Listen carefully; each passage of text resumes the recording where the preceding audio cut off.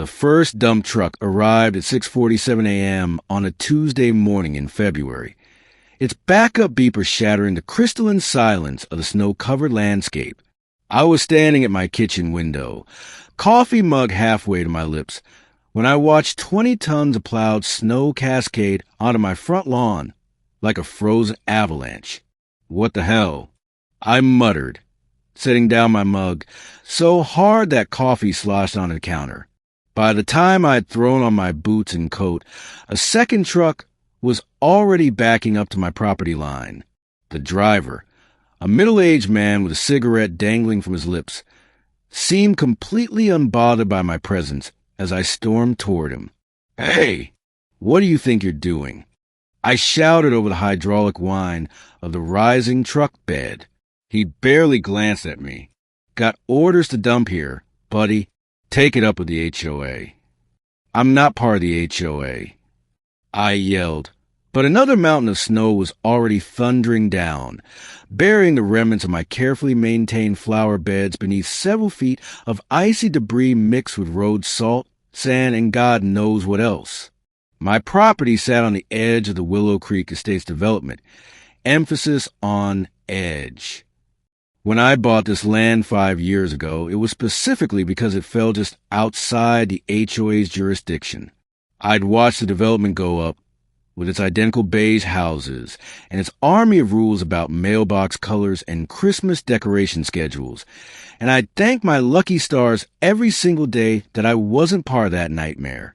The HOA president, Carol Hendricks, had made her feelings about my non-conforming rustic aesthetic abundantly clear at every opportunity. My farmhouse-style home with its red door and wildflower gardens was apparently an eyesore that diminished their property values. Never mind that I'd been here first. I pulled out my phone and called the number on the truck's door. A bored-sounding dispatcher confirmed what I already knew. Willow Creek Estates HOA had hired them to clear the development streets after the massive blizzard we'd gotten over the weekend. When I asked why they were dumping on my private property, she said she'd pass along my concerns and hung up. The trucks kept coming. By noon, there was a wall of snow at least 12 feet high running the entire length of my property line. Over 200 feet of contaminated, compacted snow and ice that would take until June to melt. My driveway was partially blocked. My mailbox was completely buried, and the runoff, once temperatures rose, would flood straight into my basement. I called the HOA office. Voicemail. I called Carol Hendricks directly. Straight to voicemail. I sent emails. No response.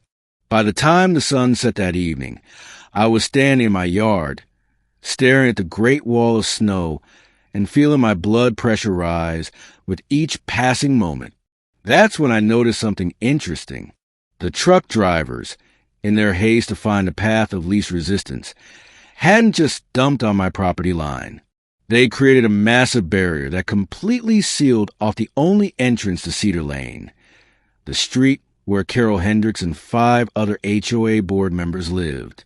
Oh, the main development had 3 other access points, but Cedar Lane, the prestigious cul-de-sac, where the HOA's elite had built their McMansions, that street only connected to the main road through a single access point, and that access point was now behind approximately 4,000 tons of snow. A slow smile spread across my face. I made some calls of my own. The next morning, I was up before dawn. My buddy Jake ran a landscaping business with a fleet of equipment, and he owed me a favor from when I'd helped him with a legal issue the previous year. By 7 a.m., his crew was at my property with 2 excavators and a front loader. "You sure about this, man?" Jake asked, looking at the snow wall with something between admiration and concern. "Absolutely sure," I replied. "I'm just moving snow off my private property. Can't have this blocking my driveway and burying my mailbox. It's a safety hazard." He grinned. "Where do you want it?" "Well," I said thoughtfully, "I certainly can't put it back on the HOA streets. That would be littering on their private property. But you know what? That Empty lot across from Cedar Lane's entrance? That's county land. Public right-of-way. Perfectly legal to pile snow there. Oh, I see where this is going, Jake said, his grin widening. It took 6 hours of work.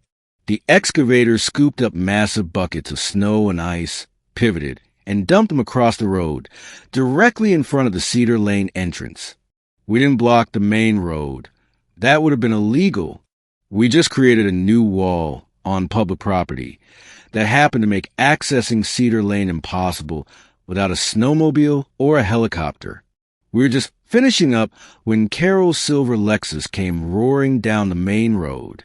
She slammed on her brakes, skidding slightly on the packed snow, and jumped out her car like it was on fire.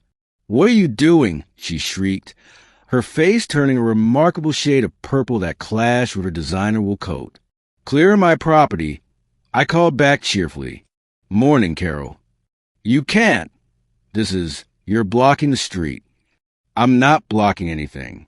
That's county right-of-way. Public land.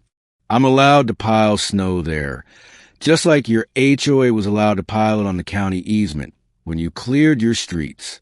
Speaking of which, why did you dump it all on my private property?" "That was a designated snow disposal area," she sputtered. "Really? When did my land become your disposal area? Did you ask permission?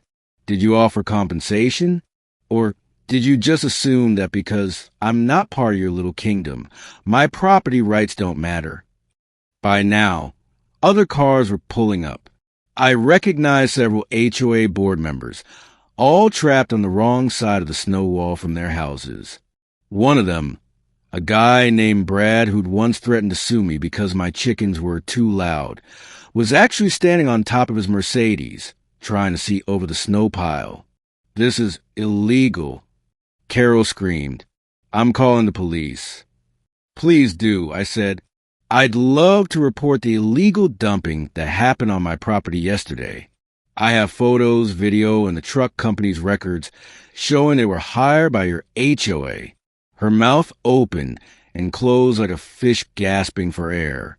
"Here's the thing, Carol," I continued, my voice hardening. "You've spent 5 years treating me like dirt because I won't join your HOA. You've sent me nasty letters about my flower gardens, my chicken coop, my red front door.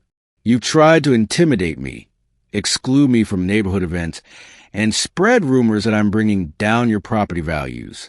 But I've never actually done anything to you until you literally dumped tons of snow on my property without permission." "We'll get lawyers," Brad shouted from atop his Mercedes. "We'll sue you for everything." "Go ahead," I replied. "Sue me for moving snow off my property and onto public land. I'll countersue for the illegal dumping, property damage, and intentional infliction of emotional distress. I've got a lawyer, too, and he's been waiting for you to give me a reason to use him." The crowd was growing now.